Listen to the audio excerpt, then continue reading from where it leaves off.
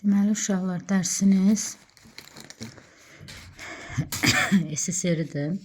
Siz bilirsiniz ki, Birinci Dünya Müharibəsində Rusiya məğlub olduğu üçün əhali bundan narazı idi və narazı olan əhali də tələb edirdi Rusiyadan ki, müharibədən çıxaq. Həmin dövrdə çarizmin dövrü kimi xarakterize olunur, yəni çarizmin ağalıq elədiyi bir dövrdür. Və əhali belə qərara gəldi ki, çarizmi devirsinlər. 1917-ci ildə fevral inqilabı baş verdi. Bura Rusiyadır. Fevral inqilabı baş verdi və fevral inqilabı nəticəsində Rusiyada çarizm devrildi, yarandı Sovet hakimiyyəti. Əslində çarizm devriləndən həmən sonra Sovet hakimiyyəti qurulmayıb. Çarizm devrilib, ölkədə iki hakimiyyətlik yaranıb. Bir tərəfdə bolşeviklər, bir tərəfdə isə müvəqqəti hökumət. 17-ci ildə Rusiyada ümumiyyətlə 2 dənə inqilab var, bilirsiniz. Biri 1905-ci ildə başlayıb, 1907-ci ildə İkinci Dumanın qovulması ilə bitmişdi. Bir də 1917-ci ilin fevral inqilabı, yəni oktyabrdakı inqilab deyil, fevral inqilabı. Və səbəb də Birinci Dünya Müharibəsində Rus ordusunun məğlubiyyəti idi, əhali böhran içində idi, ordu və əhali tam təmin olunmurdu. Nəticədə Nikolay devrildi, mütləqiyyət, monarxiya, çarizm, Romanovlar devrildi. Hətta burada Romanovları da yazaq. Romanovlar devrildi. Həm Romanovlar, həm mütləqiyyət, həm monarxiya, həm çarizm devrildi. Ölkədə yarandı iki hakimiyyətlik. Bir tərəfdə müvəqqəti hökumət, bir tərəfdə bolşeviklər. Amma qanuni hökumət yəni bu idi. Qanunla müvəqqəti hökumət hakimiyyətdə idi. Müvəqqəti hökumət Müəssisələr Məclisini çağırdı. Müəssisələr Məclisini çağırıb bəzi bolşevikləri həbs elətdirdi. 1917-ci ilin avqustunda ölkədə Kornilov adında bir şəxsin qiyamı oldu. Hətta bu qiyamın yatırılmasında Əliağa Şıxlinski və Səməd bəy Mehmandarovun da rolu var idi. Qiyamın yatırılmasından az müddət sonra 1917-ci ilin sentyabrında demək Rusiya Respublika elan olundu. Yəni artıq Rusiya belə deyək də özünü bir respublika kimi görmüş oldu. Çarizm nədir, bunu silirik, bu lazım deyil bizə.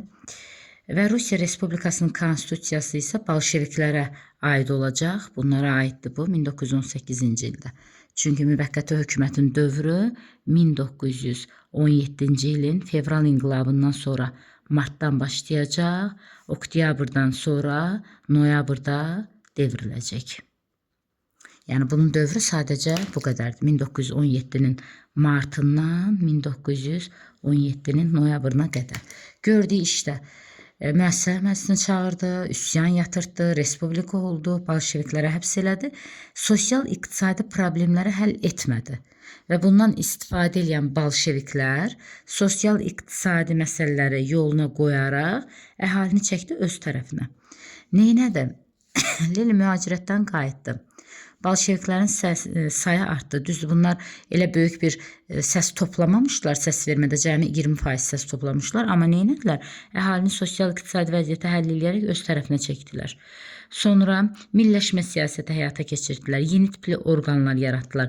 Proletar, yəni fəhlələrin maraqlarına uyğun bir dövlət qurdular. Bolşeviklərin sayı artdı. Almaniyaya kömək etdilər və kömək edən və dövlətə xəyanətdə bəzi bolşeviklər həbs olunmuşdu müvəqqəti hökumətin dövründə. Onlar həbsdən qayıtmış oldular. Hansı ki, müvəqqəti hökumət bolşevikləri, bax bu cümlənin davamıdır, elə bir bu, bolşevikləri həbs eləyəndə demişdi ki, onlar dövlətə xəyanət ediblər. Onlar da getdilər, mühacirətdən qayıtdılar. Oktyabrda inqilab burada yenilik anlamındadır. Müvəqqəti hökumət devrildi, bolşeviklər hakimiyyəti ələ aldı, iki hakimiyyətlik sona çatdı, xalq komissarlar soveti yaradıldı, müharibədən çıxdı, kəndlərə torpaq payladı, imperiyanın əksər ərazilərini öz əlində cəmləşdirib, 1918-ci ildə Rusiya Sovet Federalist Sosialist Respublikası oldu və konstitusiyası qəbul olundu. Zaten 1917-də Rusiyada respublika yaranıb, amma Rusiya Sovet Federalist Sosialist Respublikası 1918-dədir. Yəni bu RFS RSFSR sözü 1918-ə aiddir və konstitusiyası da qəbul olundu. Vətəndaş müharibəsi təbii ki, çarın adamlarla Sovetin adamları bir-birini qıracaq 1918-ci ildən 20-ci ilə qədər. Səbəb Müəssisələr Məclisini bolşeviklər qovmuşdu. Ona görə ki, yəni iki hakimiyyətlik idi. Niyə Müəssisələr Məclisi bütün hakimiyyəti əlinə almışdı və yaxud da ki, heç uzun-uzadı getmirsiniz. Deyirsiniz ki, çarın adamları ilə Sovetin adamları bir-birini qırırlar və nəticədə təbii ki, Sovetin adamları qalib gələcək. Ağ qvardiyaçılar, ağlar çarın adamları idi. Bax, Denikin iştirak AXC-də. Qırmızılar isə bolşeviklər idi və Antanta müdafiə eləyirdi. Burada işarə səhv verilir. Antanta müdafiə eləyirdi. Təbii ki, çarın adamlarını. Niyə? Çünki Antantaya daxil olan Çar Rusiyası olmuşdu 1907-ci ildə. Onlar yaranmış Sovet hakimiyyətini tanımırdılar. İkinci Nikolay Yekaterinburqda güllələndi. Yekaterinan şərəfinə salınan şəhərdə. Müharibədə Finlandiya, Polşa, Latviya, Litva, Estoniya kimi ölkələrin müstəqilliyi tanıdı. Sonra bu Lenin bunu öz üçün səhv sayırdı ki, naxaq bunların çox müstəqillik verdim də. Sevinəndə adamın biraz belə fikirləri nə gəldi söz verir, sonra peşman olur. Bax, Lenin də sevincək olub, Latviya, Litva, Estoniya, Finlandiya müstəqillik vermişdi, sonra da peşman olmuşdu. Hakimiyyətə gələndən sonra bolşeviklər nə etdi? Tabe olan respublikaların formal müstəqilliyini əlindən aldı. Zaten bunların əlində müstəqillik deyiləsi bir şey yox idi, formal idi. Yəni kənardan baxanda biz bunu görə bilirdik. Əslində heç nə yox idi. Polşa və Finlandiyanın müstəqilliyini tanıdığına görə peşman oldu. Federasiya olmağı və ölkələrin ona tabe olmasını qərara aldı RSFSR. Bunun üçün də komissiya yaradıb. Sovet Respublikasının iqtisadi, siyasi, beynəlxalq imperializmi yoğunlaşırdı. Lenin deyirdi ki, ölkələr mənə könüllü birləşiblər, təbii ki, dırnaq arası. Stalin isə deyirdi ki, yəni Lenindən sonra Stalin gəlib, Stalin deyirdi ki, mənə birləşən ölkələrə muxtariyyət vermək istəyirəm. Təbii ki, Gürcüstan da bunu rədd eləmişdi. Az tarixdə keçəcək bunu ki, muxtariyyət versən, tutaq ki, Azərbaycan muxtariyyət olsa, bəs mən hardan qazanacağım? Sovet SSR-nin yaranması 1922-ci ildir. Sovet özü 1917-də yaranıb. Amma bu SSR sözü ki var, SSR, bu 1922-də yaranıb. 30 dekabrda Sovetlərin qurultayında təbii ki. Və bura 15 dənə dövlət daxildir. 15 dənə dövlət daxildir. Bunları sadəcə elə adını bilin, illəri sizə lazım deyil. RSFSR, yəni Rusiyanın özü, ZSFSR, yəni Gürcüstan, Ermənistan, Azərbaycan, Ukrayna, Belarusiya, sonra Mərkəzi Asiya ölkələri, Özbəkistan, Qırğızistan, Qazaxıstan, Tataristan, Tacikistan, Latviya, Litva, Estoniya, Moldova.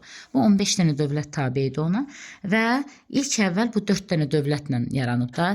RSFSR, ZSFSR, Ukrayna, Belarusiyanın birləşməsindən yaranıb. 3 dənə konstitusiyası var. 1924-də, 36-da, 77-də və bu 36-cı il konstitusiyasına deyir, qalib gəlmiş sosializm. Bu Stalin dövründədir. Buna deyir, qalib gəlmiş sosializm. Yəni artıq sosialistlər bu konstitusiyanı qəbul edəndə bütün istəklərini həyata keçirmişdilər. De yazmışıq burada. Təqib var idi, terror var idi, repressiyalar var idi. Repressiya sözünün mənası cəza deməkdir. 20 milyondan çox insanı repressiyaya göndərmişdi xalq düşməni adı ilə. Lenin başlatıb, Stalin də genişləndirib. 4 dənə əsas siyasəti var. Hərbi kommunizmdir, yeni iqtisadi siyasətdir, sənayeləşmədir, kollektivləşmədir. Bu siyasətlərdən hərbi kommunizm pis bir siyasətdir. Yeni iqtisadi siyasət yaxşı. Sonra sənayeləşmə yaxşı, kollektivləşmə pis bir sistemdir. İndi başlayaq görək bu hərbi kommunizm nədir? Vətəndaş müharibəsinin olduğu bir dövrdə başlamış, 21-ə qədər davam eləmişdi. 1918-dən 21-ə qədər adı üstündə hərb əsaslanırdı. Əhaliyə zülm eləyirdilər. Milliləşmə var idi, hər şey dövlətin nəzarətində idi. Sərt vergi var idi. Ərzaq sapalığı. Sapalaq şapalaq deməkdir. Yəni cəmaatı dögürdülər, əhali yediyini yeyirdi, yemədiyini də çox ucuz qiymətə dövlətə satırdı. Ucuz satış. Satırdılar. Hərbi tələb var idi, dövlətin nəzarəti güclü idi. Nə oldu? Nəticə işə maraq azaldı. Cəmaət işləmədi. Dedi, onsuz da yediyimiz qədərini götürürük də, qalan dövlət alır bizdən. Ona görə də məcbur olan Rusiya yeni iqtisadi siyasət, buna tarixdə belə yazılır, YIS, yeni iqtisadi siyasət həyata keçirtdi.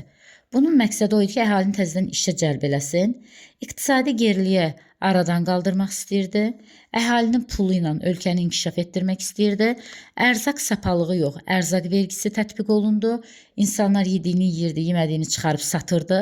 Ona görə də qarşılıqlı müştərək müəssisələr yaradıldı, müqavilələr imzalandı, azad ticarətə icazə verildi, tək partiyalı sistemi idi, amma yenə də Kommunist partiyası, tək partiya deyəndə söhbət Kommunist partiyasından gedir.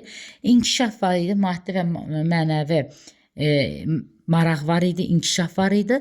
Bir dənə neft, demək Rusun nəzarətində idi. Xarici nəzarətdə bir dənə neft var idi. Onu burada yazmamışam sizin üçün. Siz özünüz üçün qeyd edirsiniz ki, Rusun nəzarətində olan neft idi. Neft dövlət nəzarətində, dövlətin nəzarətində idi. Qalanlar hamısı isə əhalinin öz əlində idi. Söhbət də gedir 1921-dən başlayıb 1925-ci ilə qədər. Lenin başlayıb Stalində bir müddət davam edib. Sonra gəlir sənayeləşmə. Sənayeləşmə 25-37-ci illər, əslində 30-cu illərə qədər, belə deyirik, 5 ildən bir dəyişilir. Sürətli inkişafda aqrar ölkədən sənaye ölkəsinə çevirdi Rusiyanı. Təkcə ABŞ-dan geri qalırdı. Əhalinin 32% şəhərlərdə yaşayırdı. İşsiz adam demək olar ki, yox idi, amma aclıq var idi. Nəticədə aclıq oldu. Niyə? Çünki cəmaət hamı axşında gəldi şəhərə. Şəhərə çıxıb gəldi, kənddə qalıb işləyən olmadı. Bəs bu şəhəri inkişaf etdirməsinin səbəbi nə idi? Cəmaətin pulu ilə elə bir əvvəlcə yeni iqtisadi siyasətlə kəndi ayağa qaldırdı, indi şəhəri ayağa qaldırmaq istəyirdi. Hamı da çıxdı gəldi şəhərdə işləməyə. Bir də gördülər ki, aclıqdır. Niyə aclıqdır? Çünki kənddə işləyən yoxdur. Ölkə olub aqrar yox, aqrar sənaye ölkəsidir. Keçib sənaye ölkəsinə zavod və fabriklər, cəmaət acından qırılır. Neynədi Rusiya? 1932-ci ildə pasportlaşma sistemi həyata keçirtdi ki, ancaq pasport şəhərlərə verilsin, şəhərdə ancaq şəhərlilər qala bilər. Kəndlər çıxıb getsinlər öz ərazilərinə, qayıdıb getsinlər öz ərazilərinə. Bu da təbii ki, etirazla qarşılandı. Yaxşı, kəndli qayıtdı, getdi öz evinə, neyniyəcək orada? Onun üçün də orada plan qurulub. Kollektivləşmə bu pis bir şeydir. Kollektiv cəmaət işləyirdi. Pulu olanda, olmayanda hamısı bir yerdə işləyirdi. Əslində bu plan 20-nin əvvəlləri düşünülürdü. Hələ yeni iqtisadi siyasət həyata keçirilən vaxtda. Amma təbii ki, ərzaq sapalığının dalınca bunu həyata keçirmək olmazdı deyənə, bunu 29-da həyata keçirməyə başladılar. 33-də qurtarmalıydı bu plan. Amma 37-də qurtardı. Niyə? Çünki əhalinin milli mentalitetinə uyğun gəlmədiyi üçün, necə yəni səhər tezdən hamı durub getsin, dövlət üçün işləyib çıxıb gəlsin. Bəs bu cəmaətin öz torpaqlarına olsun, keçsin dövlətin hesabına. Bu da əhalinin marağına uyğun gəlmədiyi üçün əhali buna razılaşa bilmirdi. Bu 1937-ci ildə repressiyalar gücləndi. Ondan qorxuya düşən cəmaət getdilər işləməyə. Fərdi təsərrüfatlar ləğv olundu. Qolçamaqlar yadınızdadır, 70-də yaranmışdı. 1870-də. Yeni iqtisadi siyasətin dövründə də güclənirdilər. Artıq ləğv olundu. Nəticəsi pis oldu. Kəndlərin vəziyyəti pisləşdi. İkinci dəfə təhkimli vəziyyətə düşdü cəmaət. Pasport, elə bir ki, təhkimli bilsiz nədir? Qulda. Kəndlərə pasport verilmir deyən onlar elə təhkimli sayılırdı. Bu da heç aclıqdan öləndəki təbii ki, ən çox türklərdir. Stalinin də qulaqları var idi. Hitler kimi, Gestapo gizli polis, yəni xəbərçiləri var idi. Nəticə nə oldu? Heç nə, totalitar, avtoritar, tək başına bir hakimiyyət quruldu. Kommunist partiyası yenə də əsas oldu. Marksizm, Leninizm ideologiyası, yəni Leninin siyasətinin davamı oldu. Xalq düşmənləri dırnaq arası, yəni Sovetin marağına qarşı çıxanlar düşmən adı ilə repressiyaya göndərildi. Xarici siyasəti. Sovet yaranandan ümumiyyətlə İlk müqavilələrini təbii ki, bu müstəqilliyini tanıyan dövlətlərlə Latviya, Litva, Estoniya, Polşa və Gürcüstanla və eləcə də İngiltərələ, əsas xarici dövlətlərdən gedir söhbət İngiltərələ, onu ilk tanıyan İngiltərədir, son tanıyan isə ABŞ-dır. İngiltərə ilə ticarət müqavilələri imzaladı. Yaponiya, Meksikanın 20-ci illərdə həmçinin Almaniyanın Rapallo sazişini yəqin ki bilirsiniz, iqtisadiyyat ayağa qalxdı. 33-də SSR onun tanıdı. 34-də Millətlər Cəmiyyətinə üzv oldu. 39-da da çıxıb. Çıxmağının səbəbi də odur ki, bu Yaponiya, İtaliya, Almaniyaya qarşı mübarizə aparmaq. 39-da da Ribbentrop-Molotov sazişini imzalayıb Almaniyanın. Ribbentrop biri Almaniyanındır, biri Rusiyanın iş adamlarıdır. 10 il müharibə hələ başlamayıb. Müharibə sentyabrda başlayacaq. Söhbət avqustundan gedir. 10 il bir-birimizə hücum eləməyəcək. Gizli saziş imzalayaraq Polşanı öz aramızda bölürük. Çünki 1-ci Dünya müharibəsindən sonra Alman torpaqları hesabına Polşa yaranmışdı. Polşanın qərb hissəsi verildi Litvanın bir yerdə Almaniyaya, Latviya, Estoniya verildi. Baxın, bura elə bir ki, bax Finlandiyadır. Bura Baltik dənizinin sahilidir. Polşanı Rusiyanın Almaniya öz arasında böldü. Polşa buradır, Polşa. Polşanı öz aralarında böldülər. Şərqi Polşanın Litvan ərazisi qaldı Almaniya. Demək ki, qalan ərazilər, bax, Şərqi Polşanın Litva qaldı Almaniya. Qalan ərazilər isə Latviya, Estoniya, Finlandiya, Bessarabiya isə qaldı. Elə bir Polşanı belə böldülər də belə. Belə. Bu hissə qaldı Almaniya, bu hissə qaldı Rusa. Litvada Almaniya qaldı. Latviya, Estoniya, Finlandiya, Bessarabiya isə Rusa qalmış oldu. Sonra Xalxın Qol döyüşü oldu Rusla Yaponiyanın arasında. Çünki 2-ci Dünya müharibəsində 3 dənə əsas qüvvə var. Söhbət gedir Yaponiyadan, Almaniyadan, bir də İtaliyadan, Almaniyadan, bir də Yaponiyadan. Uzaq şərqdə müharibə təhlükəsi yaradan Yaponiyadır. Mərkəzi Avropada, Qərbi Avropada isə Almaniyadır. Məsələn, Almaniyanı Münhen sövdələşməsi var. İngiltərə, Fransa buna göz yumublar. Yəni Almaniya burada özbaşınalıq elədikcə İngiltərə, Fransa buna göz yumublar. Amma Yaponiya burada özbaşınalıq eləyəndə Rusiya onu susturub. Yəni uzaq şərqdə Yaponiyanı susturan Rusiya oldu, amma Avropada Almaniyanı İngiltərə, Fransa sustura bilmədi. Nabarot daha da alovlandı. 2-ci Dünya müharibəsi başladı. Ruslarla Yaponlar arasında olub, Yaponlar məğlub, Ruslar qalib gəlib. Uzaq şərqdə təhlükə zəifləyib, SSR Polşanın bölüşdürülməsinə, müharibənin başlamasına razı olub, Millətlər Cəmiyyətindən qovulub. Bax, bu Finlandiyaya görə, Finlandiya hücum elədiyi üçün Millətlər Cəmiyyətindən qovulub. Stalinin dövrü də artıq. Hitler Stalinə yazdığı məktubda Ribbentrop-Molotov tarixdə böyük dönüş oldu. Heç bir dövlət SSR-yə dövlət, yəni Stalinə dövlət kimi baxmırdı. Stalini hamı Buxara adlandırırdı. İlk dəfə olaraq Hitler buna hökmdar kimi tanıyıb. Repressiyaya gedəndən birinci siyasi xadimlər idi. Yəni bu siyasi xadimlərin çənəsi möhkəm olsa, hərbiçilərin gücü bol olsa, ziyalılar heç nə yazıb eləyə bilməzdi, amma elə siyasi xadimlərdən başladı, ziyalılar da dayandı. Kommunist sözünün mənası ictimai fikirləri müdafiə edən, yaradan anlamındadır. Engels Marxın burada deyirik ki, Marksizm, Leninizm, görürsünüz, Marksizm. Güya Mark sözün kökü belə deyək də Markdır. Güya Mark neynirdi? Əhalinin fikirlərini inkişaf etdirirdi. Yəni bu fikirləri söyləyən, bu inkişaf etdirən Lenin. Ona görə deyirik ki, Marksizm və Leninizm ideologiyası. Proletar dövlətdəki, yəni güya ki, fəhlələri müdafiə edirlər. Təbii ki, bunlar hamısı dırnaq arası. Deməli, Marksizm ictimai fikirlərin müdafiə olması, Lenin də onu davam etdirirdi. Təbii ki, bunlar hamı bir kağız üstündə qalma bir şeylər idi. Burada uşaqlar rəhbərlərini sayım sizin üçün. Sovet hakimiyyəti özü 1917-də qurulub. Oktyabrında. Amma 1922-də olub SSR. 1991-də isə dağılıb. İlk rəhbəri Lenin olub. Son rəhbəri isə Qorbaçov olub. Bax, Lenin 17-24, Stalin 24-53, Xruşov 53-64, Brejnev 64-82 bunları öyrənəcəyik. Bunlar da var. Biz bunları öyrənmirik. Antropovla Çernigov. Sonra keçirik Qorbaçova 85-91.